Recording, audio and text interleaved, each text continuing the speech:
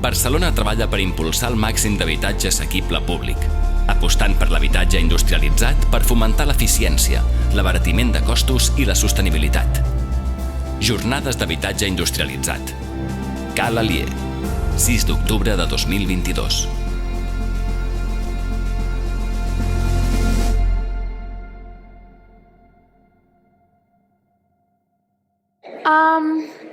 I have another question for you.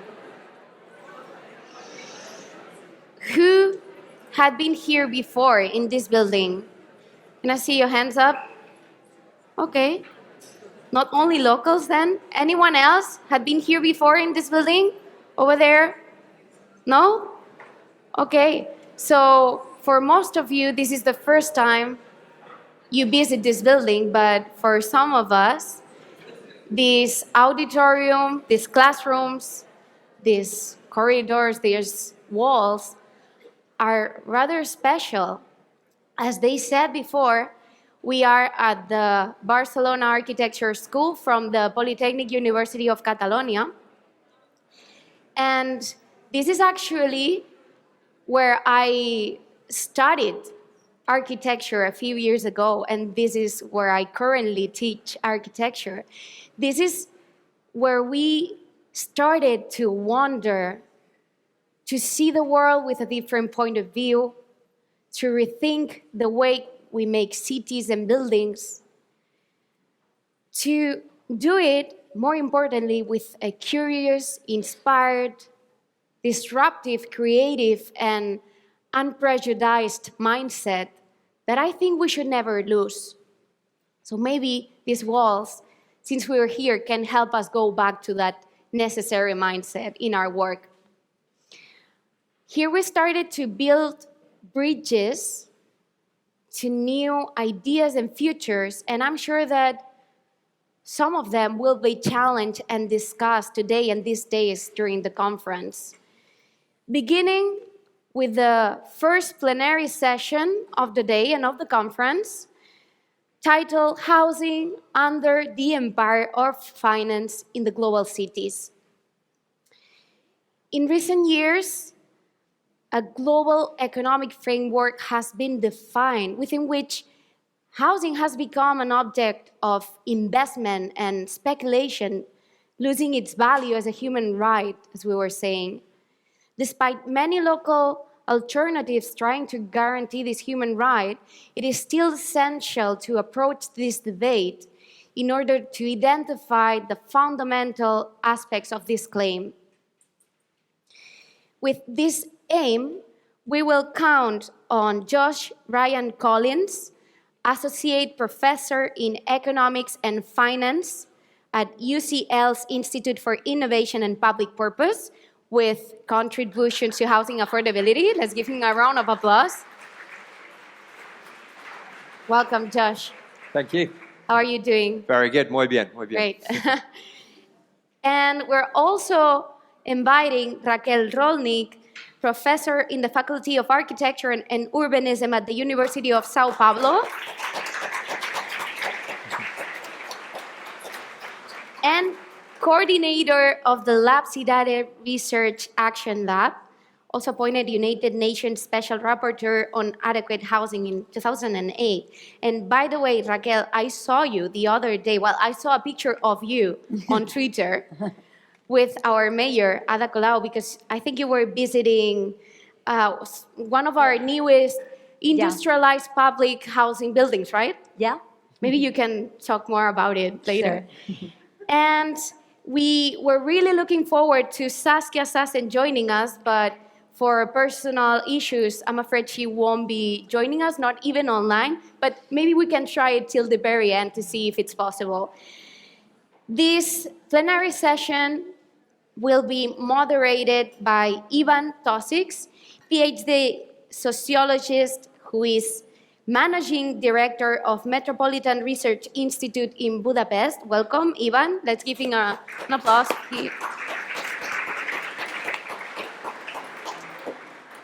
And also with a long experience in urban sociology and EU regional policy issues. So now the stage is yours, and let's enjoy your discussion. Thank you. Fine. Thank you. Can you put my presentation on? Is it possible to put my presentation on?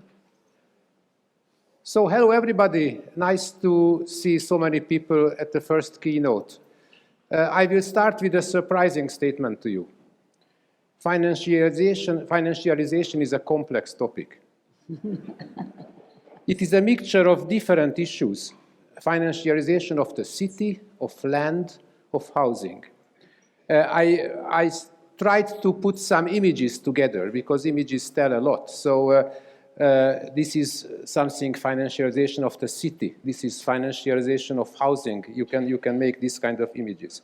It is also a mixture of different disciplines, of economic analysis, urban housing, social research, activist movements. So from very different angles you can analyze financialization. ENHR is a research organization in housing. Within ENHR, there is a quite extensive work on financialization of housing. Just to mention Manuel Albers, who is an internationally known name in this topic, but also John Dowling and Richard Ronald, they introduced in a brilliant paper the term NFHH, which means not for housing, housing.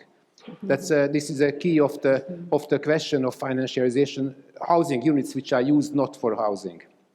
The analysis of these and many more housing researchers has shown that financialization is much more than the original link between a person who wanted a house, got in connection with a bank, and then a developer has built something. Now, this model is more or less over.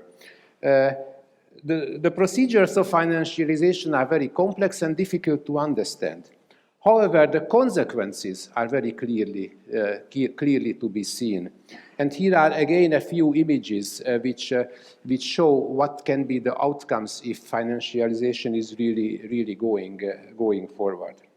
Why was this topic selected as the first keynote in Barcelona? It was not my decision, but I have some hypotheses. I think because Barcelona is the venue of the conference, and this city is particularly hit by financialization of housing.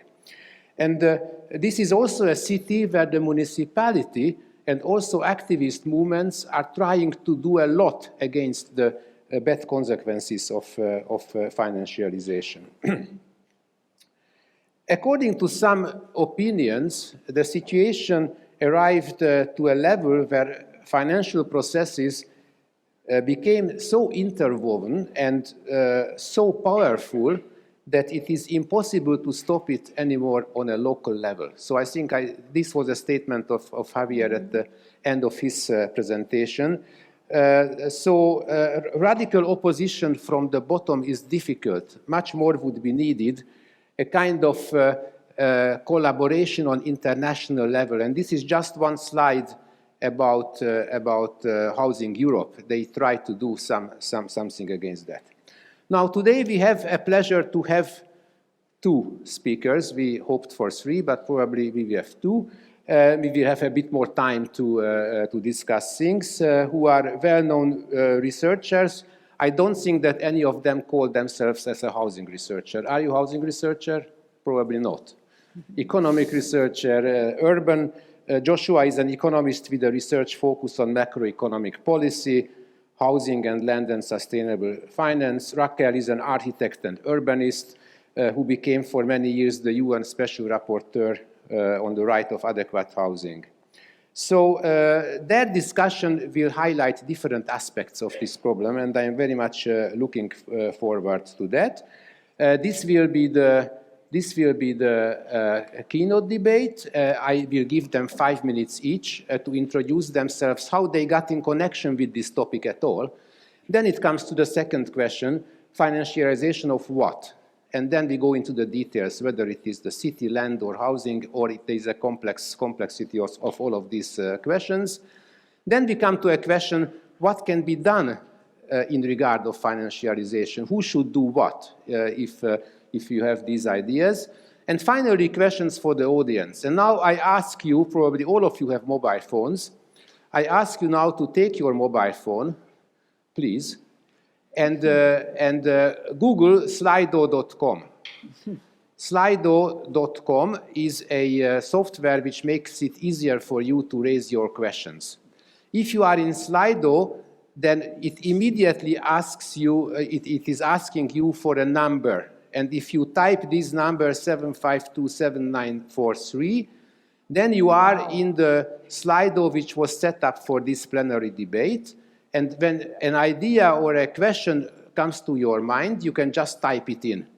And I will look in the computer. It is such a nice technical infrastructure here. I will look for the questions, and I will select the most interesting questions, and we will ask from our presenters. So please go to Slido, type the number, and if you have a question, then just go on.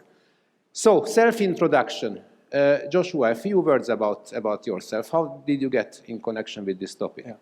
Thank you, Ivan, and thanks everyone for coming today and for inviting me. I first came across this topic whilst working at the New Economics Foundation in London, where I was a young researcher. Some of you may have heard of it. It's one of the UK's largest think tanks, fairly sort of radical approach to economics. And there was a strong focus really on the two areas I'm most interested in my research. One is money and credit, and the other is land, actually. And my research particularly is about the interaction between these two phenomenon, which are very poorly understood in economics, in my view.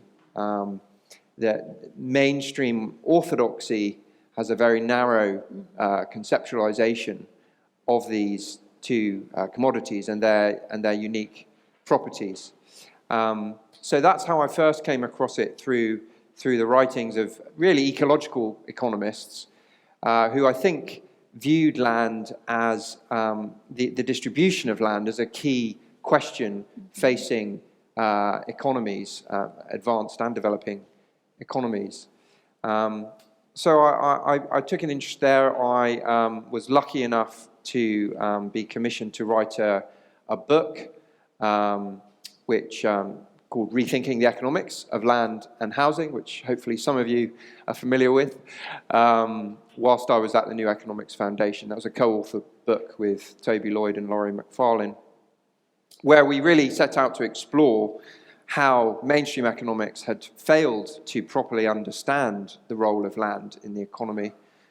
We focused in particularly on this concept of land rent and economic rent, which is the income you can generate from control over a scarce resource in the economy. And of course, land is the prime example of economic rents. And I'll talk about that more in my presentation. I then sort of further developed this analysis of the relationship between land and finance, and wrote a second book called Why Can't You Afford a Home? Which proved quite popular with lots of young people, especially living in London, where it's almost impossible now to buy a home, even though that's a key part of the Anglo-Saxon dream, a key part of what constitutes our democracy, arguably. And that book really analysed in much more depth the way in which the banking system and the wider financial sector interacts with domestic property markets, and creates a kind of feedback cycle, which I think characterises advanced economies. And again, I'll talk a bit more about that.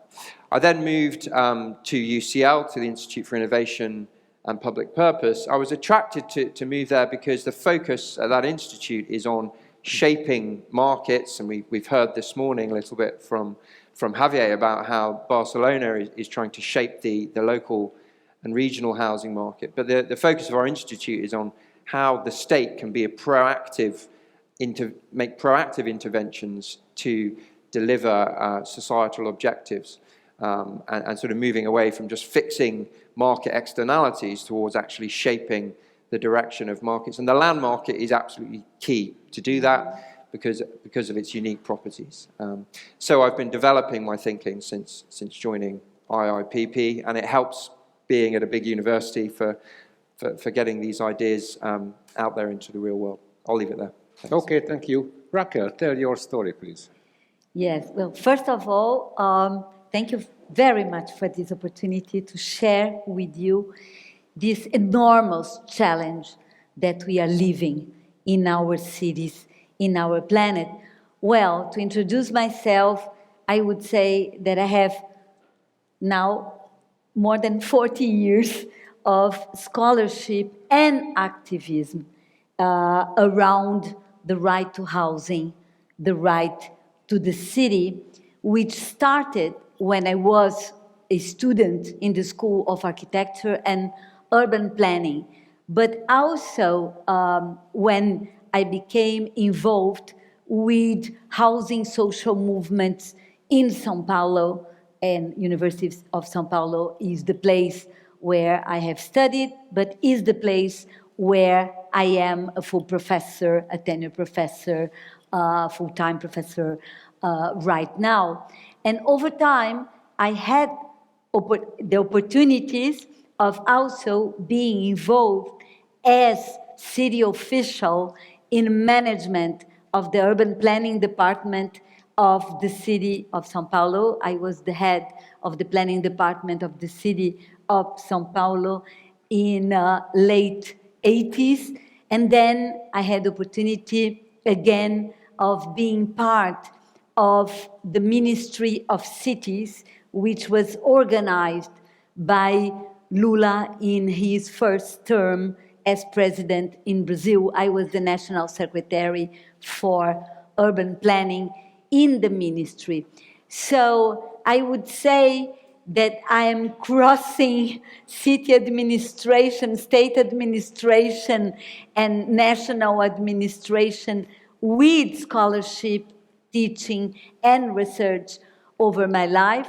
And in 2008, I was appointed as a special rapporteur on the right to adequate housing for the UN Human Rights Council for 2 mandates of 3 years each.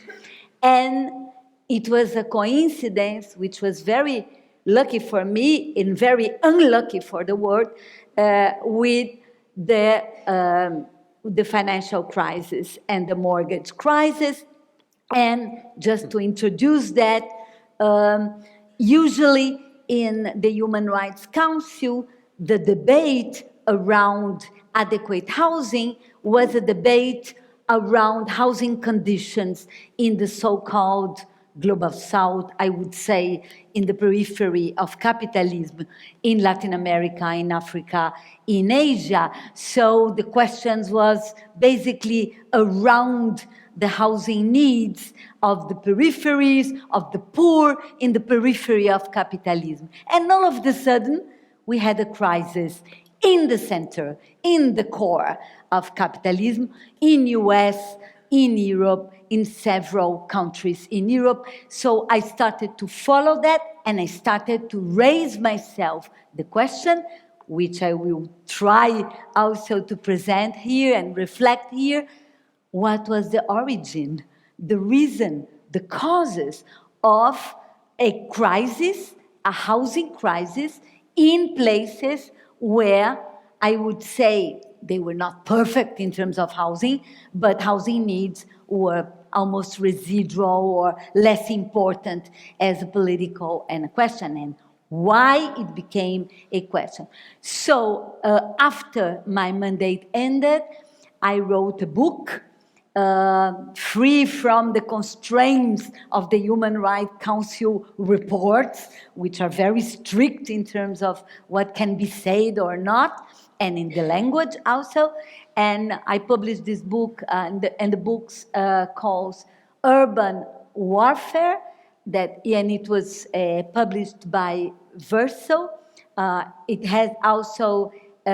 was published also in Portuguese by Boitempo, and in Spanish by Editorial Descontrol and other publishing now in Latin America, where I present how housing became one of the preferred assets of international financial capital, and the result, which was massive dispossession, evictions, and all that. After that, just to finish, I went back to the University of São Paulo, where I created and run a lab, Ciutats, which is a research and action laboratory on housing issues. We have a evictions observatory, Metropolitan Evictions Observatory for 10 years, now a chair on evictions as well that was created in our university. And on the top, I have the privilege now of, I became the mayor of the University of São Paulo campus, which also brings me back to actual challenges of territorial management and urban planning as well. So I think I presented myself. Okay. I think we have the feeling that we will get two different views about the same topic. So we go now to the question, financialization of what? And I hand over the lead to Josh because he tries to explain us something which is not really easy to understand. Thank you. So, I've called my presentation the rentierization of housing. It's not a very nice word, but I think it sort of captures a bit better than financialization what's been happening to housing markets, particularly in high-income economies where most of my research is focused. Fortunately, Raquel is here to give the view from the global south. So my comments will focus more on high-income economies. The concept of sort of housing market rentierization, as I call it, I developed in a joint paper with Cameron Murray whilst I was on a visiting scholarship at the University of Sydney, just before the COVID crisis kicked in. I was lucky enough to have a few months in Sydney in November 2019. Now, the reason I thought it was important to slightly rethink the concept of housing financialization is because there's been a huge amount of brilliant research on the role of finance in the housing market, including by Raquel, but many others. But there's been a bit less attention on the second two aspects, I think, of these dynamics in the housing market. So my research has focused on finance, and in particular, the idea that banks, when they make housing loans, create new money, create credit, that then must find a location within a sort of inherently limited supply of domestic land that we have, and that's what I mean by the sort of unique properties of land. So I've developed that concept. So that is a key aspect of the modern housing system. But in order to extract land rent, economic rent, from rising values of properties of housing, someone has to have control over that asset, and that's the definition of economic rent. And it's the dominance of private landed home ownership. And I emphasize landed because it's the rise in the land value that is generating the profit. The cost of bricks and mortar and the labor to build a house has pretty much tracked inflation over the last sort of 100 years. It's gone up a bit recently, but it's the land that's key. And one can have an arrangement such as the one in Singapore and perhaps what you're trying to do here in Barcelona, where the state can control the land, and then you have a leasehold system where people can occupy the land, but the value of the land can be retained by the public. So it's this concept of private landed home ownership as the dominant form of tenure that is key to enabling rent extraction. And the policies of privatization of public housing and the liberalization of development policy, for example, and this happened a long time before the sort of neoliberal financialization story. So, for example, hope value, which is a policy in the UK whereby the owner of the land has the right to claim the future value of some undeveloped property as if very expensive two-bedroom luxury flats have been put on it, when they sell the land. That rule was introduced, I think, in the early 1970s in the UK. And in Australia, for example, the main privatisation process of social housing occurred between the 1950s and the early 1970s. So again, a long time before the kind of neoliberal financialisation story, which starts in the 1980s and goes through the 1990s. The other key aspect, I think, is the macroeconomic regime. And I'm a macroeconomist, essentially, so this is my area. But the macroeconomic regime, where you've seen the systematic reduction of taxes on property, in particular primary private property, relative to other financial assets. So, if you own shares and you sell your shares or you receive a dividend, you'll pay taxes on them. Not if you own a house. In almost all advanced economies, you don't pay an annual tax on the increase in the capital value of the property. And what we've also had, of course, is these huge subsidies for renters renting private property.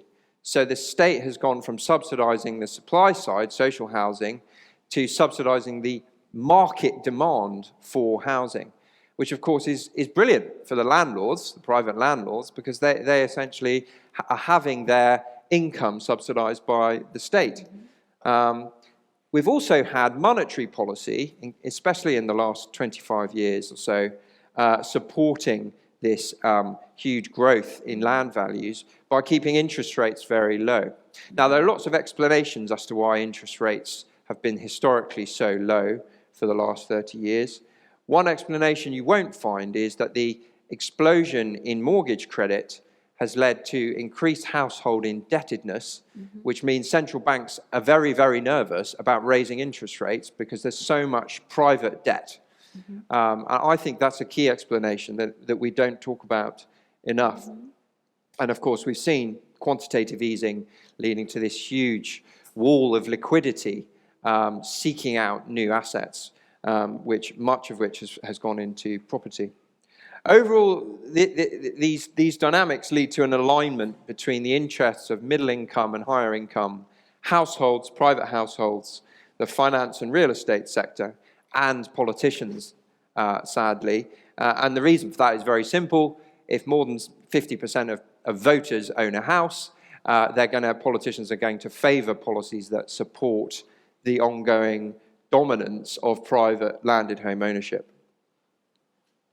Now, this leads us to a sort of positive feedback cycle whereby rising house prices and the private capture of land rents increase the speculative demand for residential property. That is, the demand for housing as a financial asset rather than demand for housing as a consumption good. Now, it's hard to disentangle those two functions from primary residences because, of course, we buy our primary homes for both purposes. We buy a big house, we want more space for our kids, but we also know that it's the best asset to invest in out there, essentially. But what we've really seen with those three dynamics is this increasing demand for property as an investment good. Now, this, of course, increases demand from the banking sector for more financing into housing, which pushes prices up more. All of this has been sort of enhanced and put on steroids by state action. The state has become an enabler of this process rather than pushing back on it.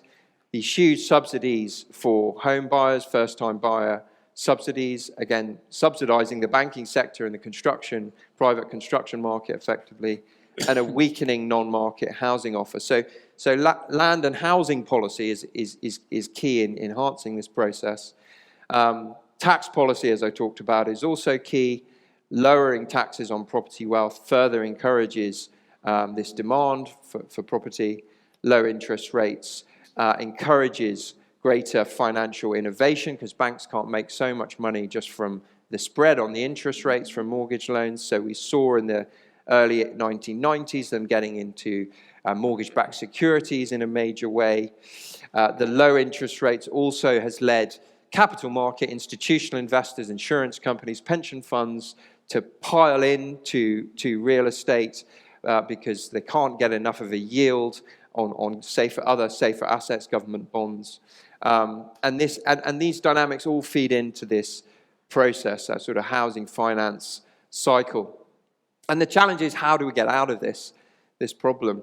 This chart just shows you, just looking at bank credit, so excluding capital market investment, where the data is much fuzzier and harder to get hold of. But this chart shows you that this deregulation of the housing market from the 1980s onwards coincides with this enormous increase in mortgage credit, the blue line, and rising house prices, whilst credit to firms, the sort of textbook role of the banks, just continues on relatively the same level. This is credit outstanding as a percentage of GDP on the left-hand axis and house prices on the right-hand axis. That's the period of mortgage market deregulation and innovation within the financial sector. The wrong kind of innovation, unfortunately, innovation to squeeze more value out of land and property. What we've seen during the COVID period, of course, is a remarkable development, a remarkable paradox of a collapse in GDP and in growth and people losing jobs to some extent anyway. The furlough schemes were quite successful in preventing it turning into a full-blown recession. But house prices just keep going up. So what's going on here? Well, for me, it is all to do with these drivers that I talked about still being in place. So the government in the UK, for example, almost immediately, the biggest, most important policy intervention was to remove stamp duty on primary property purchases, which is the main tax on property in the UK, really, along with council tax, which put a huge boost to the housing market just as the COVID crisis kicked in. So it's just so revealing about how central house prices are to the British housing market. But you can see the same story in all of those countries, house prices actually moving up. And of course, the other thing that was happening was that people who were lucky enough not to lose their jobs or receive furlough schemes that kept their jobs in place had nowhere to spend their money. They couldn't go to restaurants, they couldn't go on holiday. So they started saving more, and they also wanted more space. They wanted to live not in the middle of the city where everyone was wearing masks, but in the countryside, or have an extra bedroom because they were going to work at home more. So you had an increase in the demand for domestic space, housing as a consumption good, at the same time as an increase in the demand for housing as a financial asset with these tax breaks that governments introduced. The other really important dynamic that's occurred more recently, I think, in the last 10, 15 years, is housing has become an asset class for institutional investors. And there's a great report by Daniela Gabor and Sebastian Kohl going through how this has happened in the Eurozone. But essentially, you've had the emergence of public and private equity assets and housing bonds, mortgage-backed securities, which you might be more familiar with, as a new way for institutional investors to leverage yield from the housing market. And we've seen this huge increase in build-to-rent, institutional investment in build-to-rent, and the rental sector and social housing being sort of swallowed up by these extremely wealthy pension funds and institutional investors. There's an enormous amount of opacity with these products in terms of who owns what. It's very difficult to get hold of the data, but basically the bigger investment firms, the BlackRocks, the State Streets, increasingly moving into real estate and essentially ramping up prices. Of course, municipalities and local authorities under enormous fiscal pressure with COVID. One way out of that is just to sell off the land or sell off the social housing to these investors. But the result of that, if the deals are not structured properly, is that rents just get ramped up higher and higher. I just wanted to finish really with some thoughts on the environmental crisis that we face and the role of housing within that, because this is not just a social crisis that we face. There is an ecological we have to think about how housing contributes to climate change. And I was recently involved in a paper with a couple scholars from many different universities looking at trying to understand the impact of the UK's target for housing affordability, which is to build 300,000 new homes every year, which hasn't been managed for a long time, but that's the target. They always come up with a new target and then they miss it, and then they keep going with these targets. We found actually by analysing the carbon emissions from the new builds, but also the emissions from the existing stock, which are actually more important, under the scenario of the government's current plans for retrofitting and efficiency, which are pretty miserable, we found that those plans would lead to the business as usual strategy, essentially consuming England's entire cumulative carbon budget, the 1.5 degree net zero carbon, by 2050. On its own, the housing sector on its own, so leaving no carbon emissions for any other sector at all.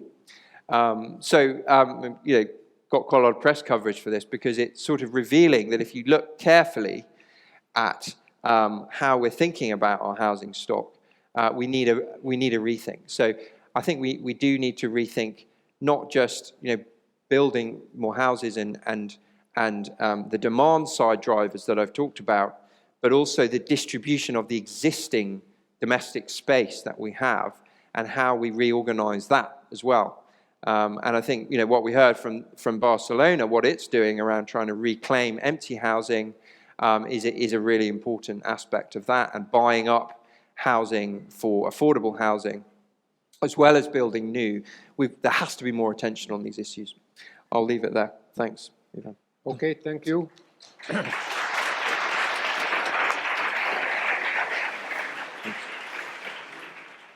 I told you that it is complex, so we got some ingredients. So what is your view, Raquel?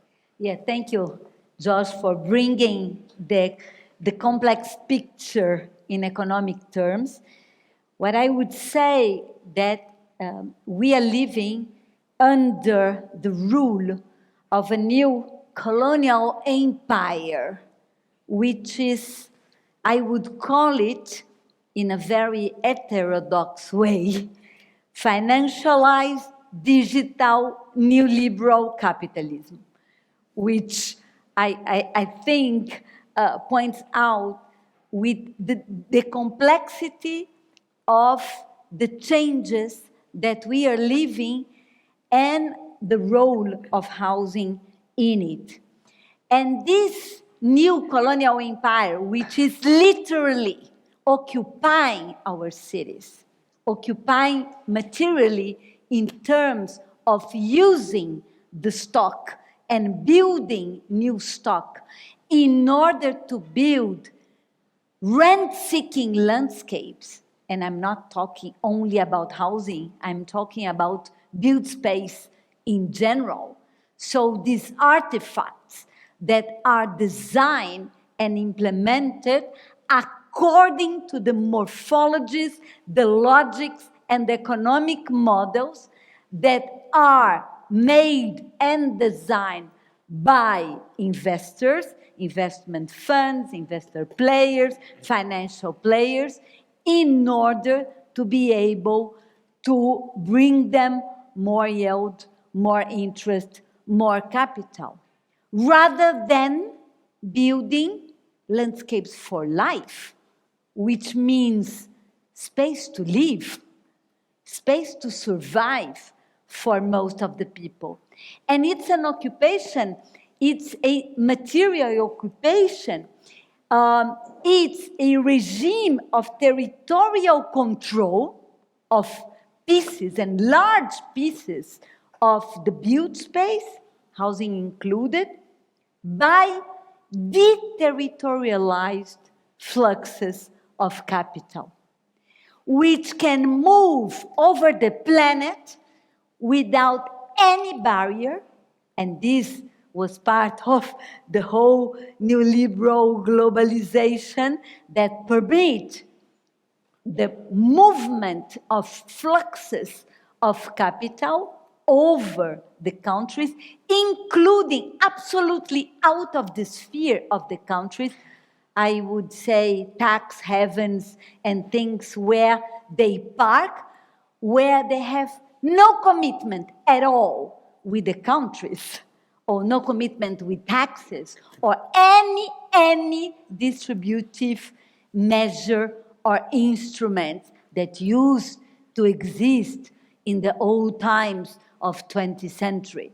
So now there is another thing, another movement where there is no commitment. The only commitment is with the expectation of future yield, expectation of future appreciation, what we call speculation.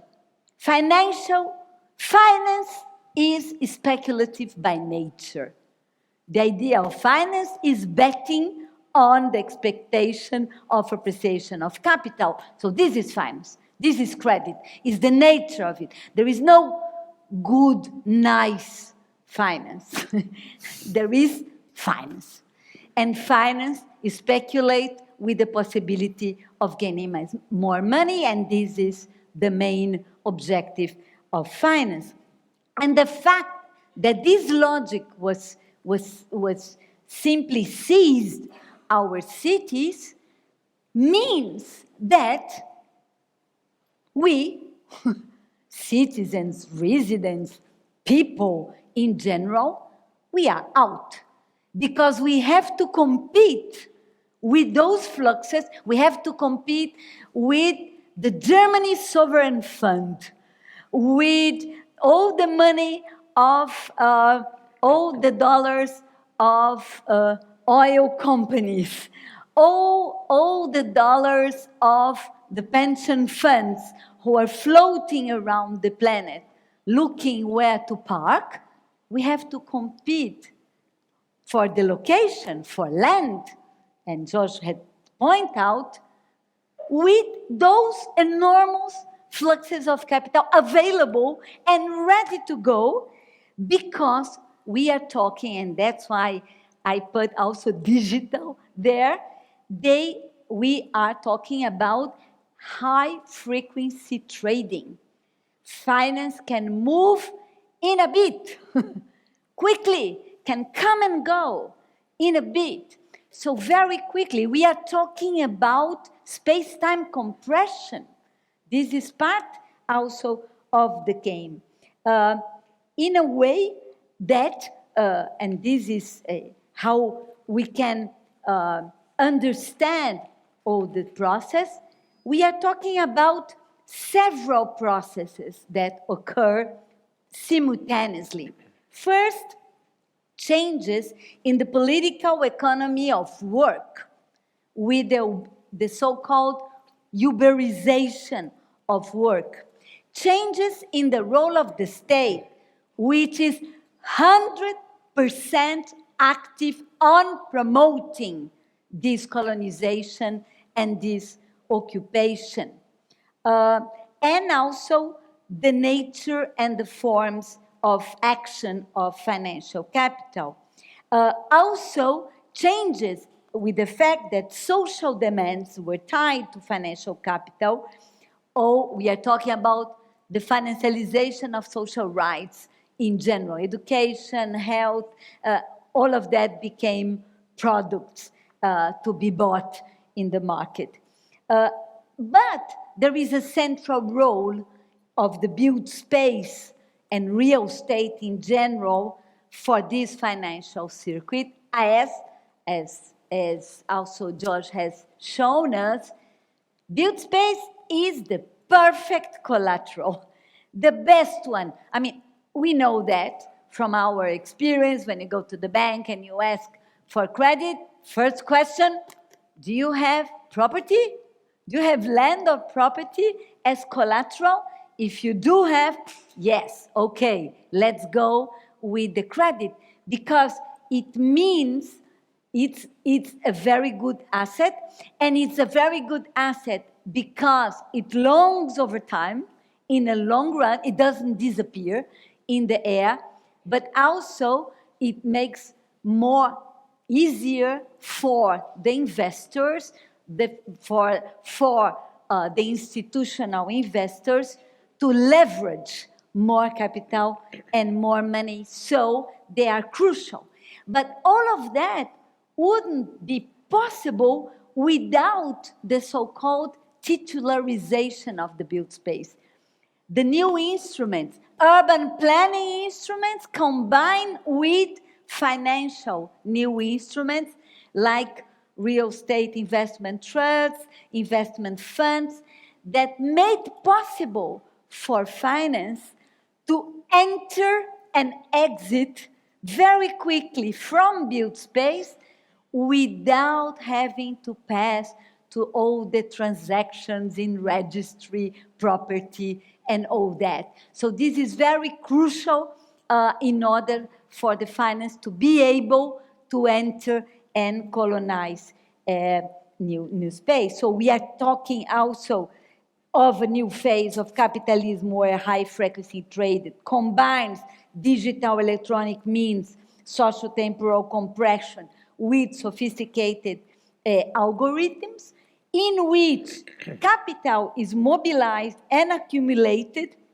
betting in expectations of future value. So we are talking about a new sort of assembly line, a new sort of surplus value, which is taken out from us, but it's ourselves, we ourselves are exploiting ourselves by putting our time, our work, our bodies, and our properties in this market, managed by this abstract deterritorialized.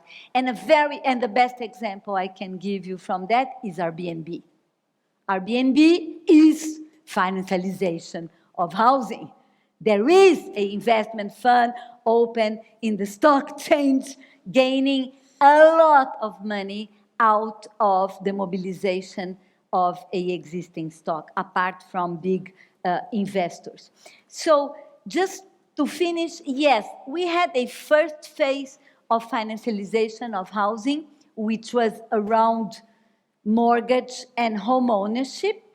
And after the financial crisis, and exactly as a policy to correct and to meet the crisis, a new wave of financialization was put in place, which is rental housing, or true rent. And that occurred in different ways, in different countries. Could be the mobilization of the built stock that was not in use because of the crisis, put into rent. Could be short-term residency like Airbnb. Could be several different ways of organizing, but again, this new wave of financialization evolves around the idea of housing as a service. Housing as a service and all the gains that housing as a service can bring to managers that through digital platforms can manage simultaneously dispersed units over the world. And we are talking about some investors that have investments and units and housing units in 200 cities at the same time. So that is the phenomenon. I cannot stop my introductory talk here without pointing out what was the effect of this process. The effect of this process was dispossession, evictions, and housing crisis everywhere. And we talk here about Europe and US, and I can bring you a very clear example of São Paulo, which is a pretty globalized city, where you have financialization of housing and rental housing becoming also a asset and a financial asset. During those days, we are facing economic crisis, sanitary crisis, political crisis, climate, this combo of crises that we are living everywhere in São Paulo, in Brazil, particularly acute place. And we have on those days a massive number of homeless people living on the streets. Big, really massive. I was talking with Wellington during the coffee break, and he was talking about 50,000 homeless living on the streets of São Paulo. Also a new wave of informal, very precarious formation of new neighborhood, something that we didn't see since the 90s in Brazil. New settlements, very, very precarious, being formed for those who lost their housing, lost the possibility of paying rent. We are seeing at the same time two phenomena. Just to throw out that we are talking about a global process which has particularities in every place, but it's global and it's perverse and it's provoking housing emergencies everywhere, everywhere. We have, at the same time in São Paulo, the most important housing boom of the last decades. Thousands of new units being in place and being launched. For whom? For whom? So we are talking about a total mismatch between housing production, the production of built space, of housing as a built space, and housing for living and access for housing. More homeless, more precarity, and more housing. So let's not talk again about housing deficits and housing supply, and new housing supply as a reply, a response to the crisis. I mean, it's a completely different. And exactly this wave in São Paulo was provoked in a moment where there was a very, very low interest rate for many other investments, and all the surplus capital available went to buy those new homes, which are advertised, buy it for investment, for investment. So it's now, I would say, explicit sex. It's not, nobody's hiding, no, what is for anymore. Sexo explícito. No, I don't know if you say that in English.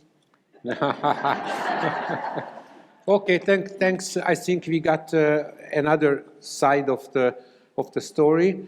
We have to go now after being able to understand some aspects of this complex problem. What can be done about that? What can the public sector do? And we have one slide from Josh. In this slide, he tells everything, yeah? Yeah, so, I mean, my focus has been on the demand side drivers. And I also share, I think, Raquel's skepticism a bit on the supply side. Mm-hmm. Although I think what Barcelona is doing is a nice example of kind of how you can do interesting things on the supply side. But for me, then you need to start with financial regulation and reform at the national or international even level. How do we stop these flows of finance going into this inherently limited supply of land and property? And central banks do have the tools to do this. They've not been used for 40, 50 years, but in the post-war period, from the 1950s to the 70s, we had a regime of credit guidance, essentially. Mm-hmm. In most high-income economies, central banks working closely with ministries of economy and industrial policy would decide, which areas of the economy we want credit and finance to flow. Let's choose high value-added manufacturing, exports, the creation of affordable housing, building affordable housing. Let's not have too much finance flowing into buying existing property, because we know that will be inflationary. So let's repress mortgage credit, and let's repress commercial real estate credit. Let's repress consumer credit even, because the priority was on sustainable growth and creating jobs and full employment under the Keynesian regime. Now, we can revisit those policies if we have the intellectual ambition and bravery to do that. And that's why a lot of the focus of my research is on what central banks and finance ministries should be doing to think about housing and land as a major macroeconomic economic policy problem, as well as just thinking about productivity and jobs. We need to move housing away from just being this sort of niche topic for housing researchers like us and into the central banks and the ministries of finance. I just want to pick up Raquel's point about collateral. That is absolutely key. Finance will always invest in property if it's allowed to, because it is the best form of collateral. It's the safest form. But you can create financial institutions, banks, that can de-risk their lending in different ways. So in some countries in Europe, we actually have relationship banking, whereby banks get to know firms and get to know the local economy and make loans, not always requiring property as collateral, but based on trust in that business that they can deliver a future sets of income based on their inventories, essentially. They ask for their inventories. So, for example, the Sparkassen banks in Germany, or cooperative banks in Germany and Austria and Switzerland, the cantonal banks in Switzerland, these are sustainable, local, usually, and often cooperatively owned institutions which don't target double-digit quarterly returns on equity every year. They target, 3%. And they're actually interested in supporting the local economy because it's local businesses, rather than mortgages, that are their customers. So, how can policymakers create that kind of relationship banking rather than just this homogenous model of big national universal banks whose priority is always going to be big loans, mortgage loans, rather than small transactions to small businesses? I think on planning, as I was saying, the ecological crisis means that all new build really must be net zero and must be focused on affordability. We need to think about a finite stock of land for residential use and a finite stock of energy and fossil fuels to heat and provide electricity for that stock. Those are the sort of commodities we need to focus on. And the distribution across a population to maximize welfare is the focus of that. I think we need to revisit the land value capture policies that used to be more common again in the post-war period. We've heard about some of them here in Barcelona. Singapore is a fantastic example of a very densely populated city-state where they've managed to maintain control and affordability of housing by essentially the state keeping control of the land and designating how it will be used for different purposes, rather than letting the financial sector make the decisions about who lives where and which businesses do what. We need to revisit the macroeconomic regime. We need to have much more punitive taxation on the overconsumption of space.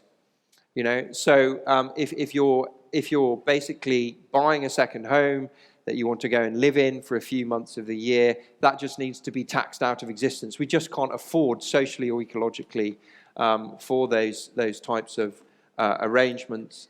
A green land value tax, which taxes you both on the consumption of the physical space, but also the energy efficiency of your home, that would encourage landlords as well as homeowners to invest much more themselves in retrofitting and home insulation because they've been taxed less. Currently, our taxation system is totally unrelated to energy efficiency in almost all advanced economies, and almost completely unrelated as well to the actual size of the property. And then finally, much more attention to the existing stock, massive investments in retrofit, heat pumps, home insulation, this inflation that we're having at the moment isn't going to go away. It's going to continue, maybe not at the very high levels that we have at the moment, assuming there is some resolution to what's happening in Ukraine. But ultimately, we have to transition away from heating our homes with fossil fuels and gas. That has to be done. So how can we make that transition in a smoother way as possible? Well, we have to invest massively in reducing people's costs in their homes, as well as reducing those carbon emissions. So home insulation, a Green New Deal focused on retrofit, is an absolute no-brainer for any politician who is serious and serious about winning votes, even more so since the Ukraine war, when it becomes a matter of heating or eating, what you do with your money if you live in a poorly insulated home. And I'll leave it there and let Raquel come in as well. Yeah, well, retaking the idea that states had created the material, symbolic, and normative condition for financial capital to submit individuals to indebtedness and self-exploitation, and to permit and induce finance to colonize built space. So yes, state has a very important role to fix the mess. Now, so I think that I would take first thing what was told us about private property. I think it's very important to see that the fact that what is happening now, it has a lot to do with the building of a hegemony, that the one and only way that can link people and territories is through private property transacted in the market. That revolutionary way of occupying space that emerged here in Europe became the hegemonic model everywhere, in a way that all the other ways of living and having relationships and links with the territory became residualized, criminalized, and out of the game. So, why is important what Barcelona is doing? Not because they are supplying more 1,000, 4,000, or 3,000 units to the market, but because they are introducing ways of relating people, housing, and land, which is not based in private property and private ownership. Cooperative housing, what is important about cooperative housing? Every piece of land which is owned collectively, it's a mess for the finance to come and go and colonize and occupy. So let's create more messy spaces. Let's create more relationships between housing, people, land, and cities in a way that they are blocked from finances, that they don't permit finance to get in and out easily and to be there taking out. So also the initiative of not permitting the commercialization of public housing over time is very important in this sense, because the more places we have in our cities where are not the umbilical link between built space and finance cannot be done, the better. In this way, planning has also a very important role, because planning must supply other ways of organizing space for those communities, citizens, individuals that are engaged in other forms of organizing life. Finally, housing, although it was a sector absolutely controlled by the real estate industry and finance, is not four walls and a roof. Housing is also ways of organizing life, individually and also communitarily. It's very essential for that. So I think that if we are thinking on housing in this bi-political way, it's very important to promote housing as it was the utopias in the 19th century, housing of new ways of living.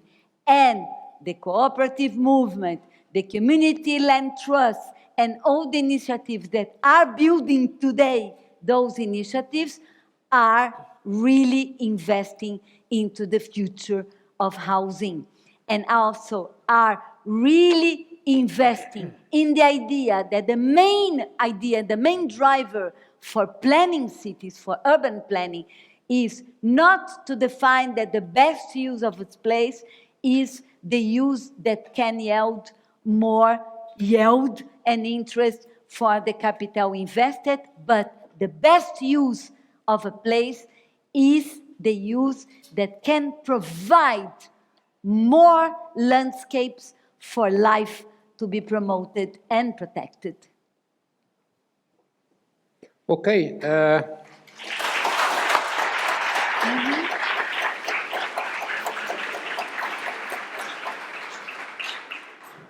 Believe or not, we have 30 questions.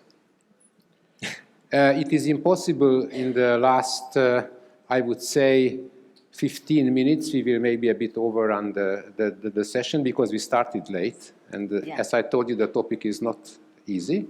So I will raise a few questions now, and I will try to get short answers from you on these questions, okay? The questions will not be on the screen. I will just read them from here. First question. Real estate investments have been spurred by low interest rates, but now interest rates are increasing. Will this end the era of financialization? I couldn't understand. Can you say it again? Yes. Now, we are now in a different situation. Interest rates are increasing because of the new crisis. And can we say that this will end financialization? This is for John. Because then we don't have to talk more about that and we can go for lunch, yeah? I'm happy to take that one. Do you want to do a few? Or Sorry? do you want one of us to answer that now? Or do you Quickly, but because I have 9 other questions. Okay. So, yeah, so it's a really good question. The short answer is I don't know, and any economist who says they do know the answer to those kind of questions is not a very good economist, because we're talking about a situation of a fundamental uncertainty, really, I think. But I mean, what I would say is rising interest rates should encourage investors to move into potentially other types of safe assets. Obviously, government bonds would be one option. But the trouble is that real estate has always been a very good hedge against inflation, as well as against low interest rates, i.e. your money losing value because it's not receiving enough interest. So we saw that in the UK, for example, when we had high inflation in the late 70s and early 80s, people pushing money into housing and stoking a property boom there. So that's a sort of big challenge, really, and it's why you do need this macroeconomic policies and macroprudential policy by central banks to stop banks and investors continuing to put money into properties. So I guess if I was to, if you force me to make a call, I don't think it will make a massive difference. What it would make a difference to, I think, is for leveraged investors, maybe like real estate investment trusts and private equity. Their business model is about borrowing at low rates and against property, and then, as Raquel was saying, using the property they've bought to leverage even more and get even more loans. Now, the cost of those loans is going to go up, and that should repress the sort of demand for that type of lending, I think. Second question. What role and potential have the central banks, so the national banks of the countries? Do you see targeted interest rates, window guidance, and toggling prudential policies as beneficial, feasible? Yeah, I think it's a very, very important question because we ask housing providers and housing secretaries and agencies to act in a process which is defined by macroeconomic policies in which central banks had a very important role. A very important role. So I think we need more and more to discuss this question with the macroeconomic policy and out of the housing sector itself, in order to be able to create mechanisms, as Josh has presented some and suggested some, in order to not stimulate housing or to destimulate housing as an asset. All we need is to decreate the idea of housing as an asset. And I think all the definitions around interest rate, all the definition around financial instruments and how much they pay taxes or not pay taxes, and all that tax exemptions are very crucial also to the destiny of residential markets. In the European Union, is it possible that one country, the central bank, can do a step which completely stops this procedure? Well, I think my understanding of the Eurozone is you have the ECB, but the national central banks do have some powers over financial stability, macroprudential policy, and can introduce on their own, without getting agreement from every other country, policies to repress the flow of housing finance. But one of the challenges with central banks is their mandate is focused on price stability, consumer price stability, not asset price stability in most cases. So that needs to change. And their second target is on financial stability, not on affordability. Okay, so typically if you ask a central bank to rein in mortgage credit because of affordability problems, they will say, we'll do that if it becomes a financial stability issue. But it doesn't become a financial stability issue because governments are preventing housing market crashes by subsidising renters and subsidising home ownership. So it's sort of chicken and egg problem. And what you need actually is much more coordination and collaboration between ministries of finance, housing agencies and the central banks so that they can come up with a coherent policy for both financial stability and affordability. One challenge of that is that central banks are independent and don't like doing that sort of coordination. But that needs to change. And central banks have missed their inflation targets for the last 30 years. So I think there's a case for the mandates being completely revisited anyway. Yeah, but there is bad news around that also, because as I said, there is no solo career for countries anymore. It means that it's not only because of Europe and European policies, but because exactly the fact that those international financial fluxes are out of the countries and over the countries.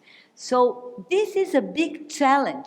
It's a big challenge not only for state policies, it's also a big challenge for social movements, because with whom social movements will now encounter and face, it's a completely different scenario where you have some actors, very strong political actors, that are absolutely out and over the reach of everyday life of the people. You have probably have lived in situation in elections, for example, when some candidate is about to win and the market becomes nervous.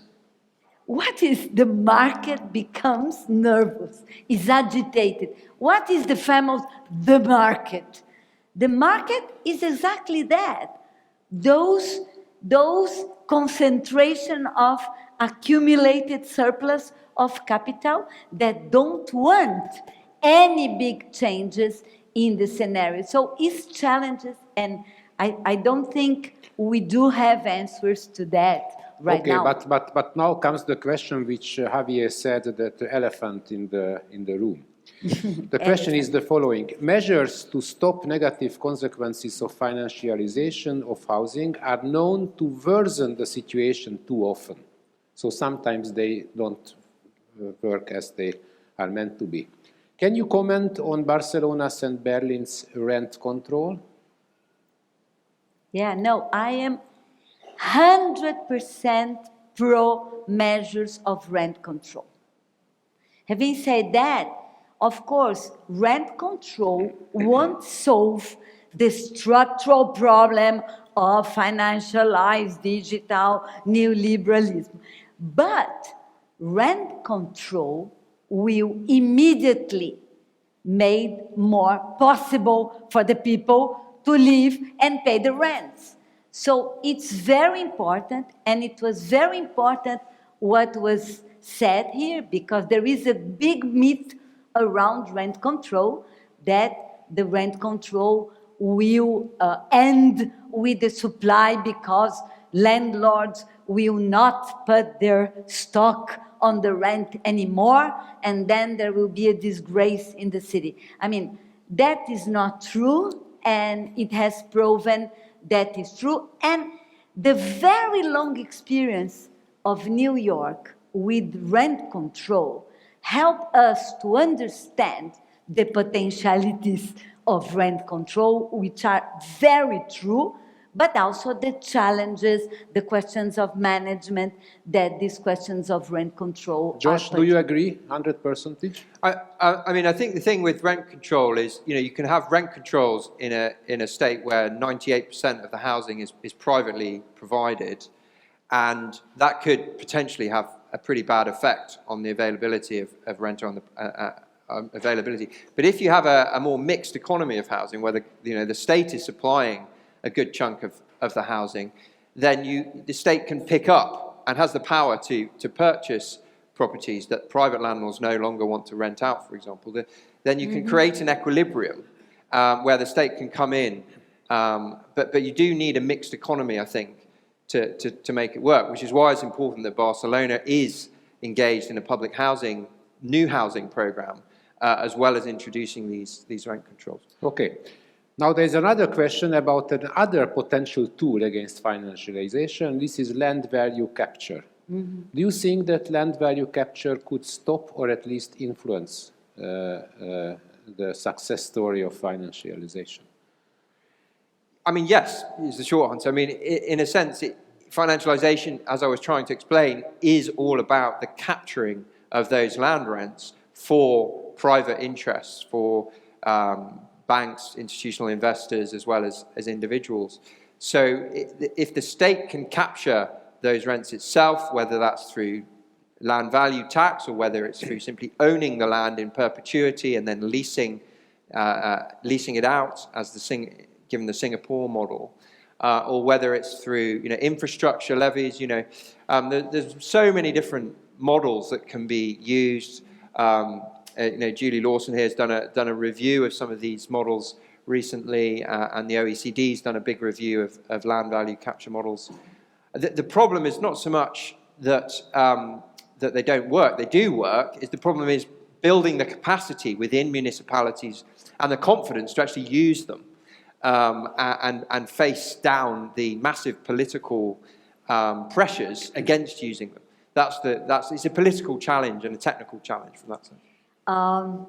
Well, I disagree slightly, and sorry, Henry George, but land value capture can work or not, it depends.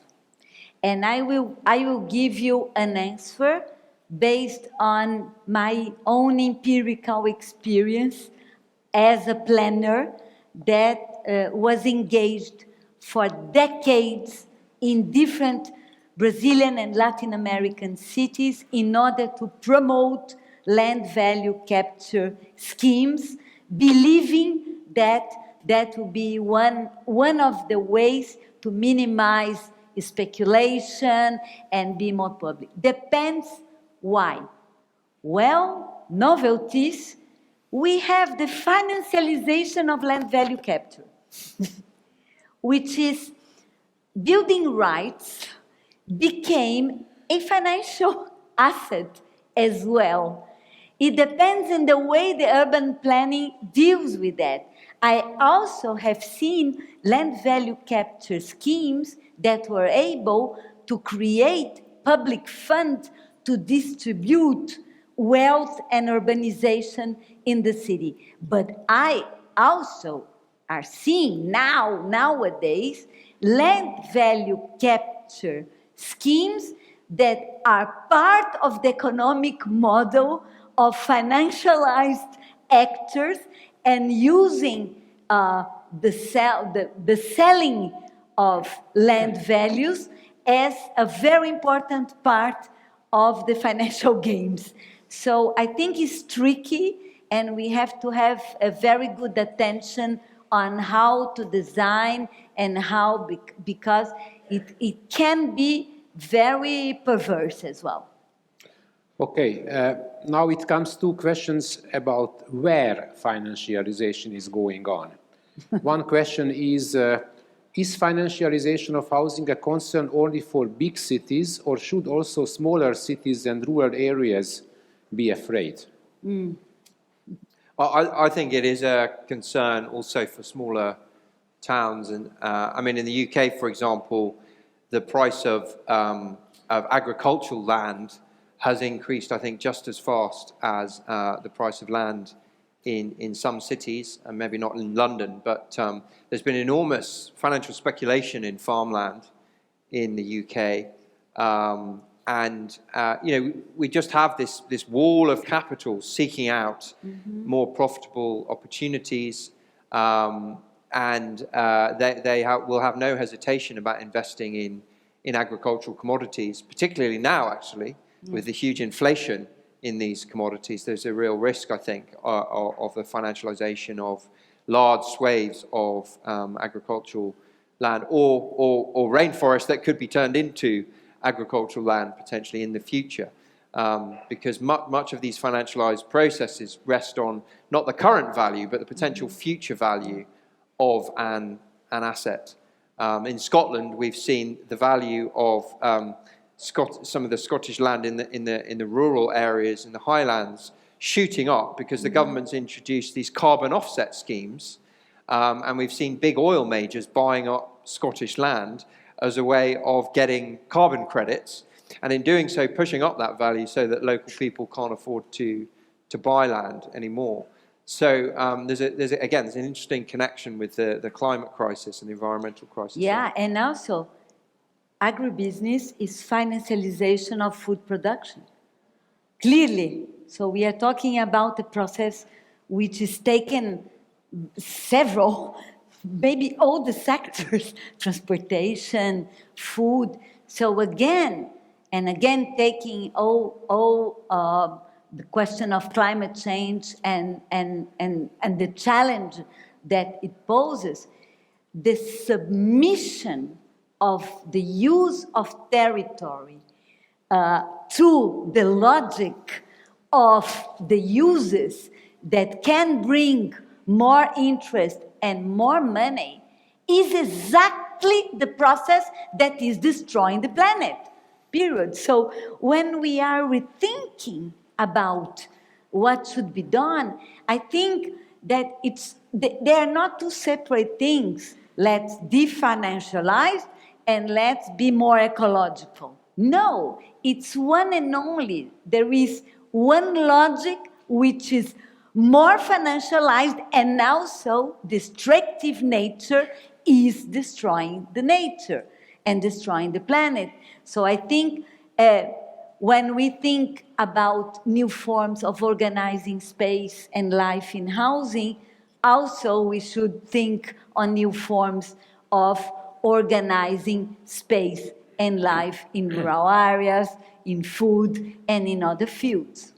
Okay, one of the persons in the audience thought about remote working will solve the problem, because if you are a remote worker, then you move out from the dense urban areas, you give new opportunities for peripheral areas, and financialization is over. But in fact, what you both said, this is not true. So remote working will only push the geographical. Yeah, I mean, COVID was an enormous experiment, in a sense, in whether remote working would help sort of push down house prices in cities, and it hasn't worked. You know, the short answer is that it hasn't worked. People are now actually moving back. I think they've realized they love living in cities, so they're moving back anyway. The demand for more space that COVID created, I think, has pushed up house prices generally. Yeah. Okay. Oh, Now, I would say that the best contribution of COVID and the pandemic was the fact that the pandemic and the fear of death had created the space for countries, for states to intervene in the market and to experiment things like suspension and moratorium of evictions, rent regulations, mobilization of empty stock in order to house the homeless, all things that were unthinkable in many, many cities and countries before the pandemic. In most cities, they are over now. So yeah. It was an experiment. Now, the last two questions are coming because the organizers told me that we should finish. Was or is this topic discussed in any way at the World Economic Forum? Is this something which world leaders discuss if they come together? I don't know. No. And you know why? Because one phrase that Josh has shown, there is a coalition between the ones that are getting all the money and all the benefits, financial circuit, the real estate industry that always cheat and trump us saying, oh, we are providing jobs. We create jobs. And in a moment where we are suffering without jobs, it's very important. And the people themselves. So, and that's why politicians bet on that process, because this process also has to do with their constituencies. So that's why nobody talks about that in the forums, in the macroeconomic policies. So I think it's our role to put the topic on the agenda and discuss much more. Yeah, and this is probably a last thing what someone suggests, that if the negative effects of financialization cannot be healed by public interventions, should we go for a radical reform of land and housing rights? Yeah. Probably your answer would be yes, I know. Josh, I'm a bit less. Yes. Okay, so thank you very much. I think we have seen a lot of aspects of this topic. Thank you. Thank you. Thank you. Thank you very much. Thank you all for this amazing first plenary session addressing necessary topics such as financialization, rentierization of housing, I'm going to learn this word, digital neoliberalism, globalization, colonialization, also the role of urban planning, let's not forget about that, and policies to support affordable housing and the ecological transition.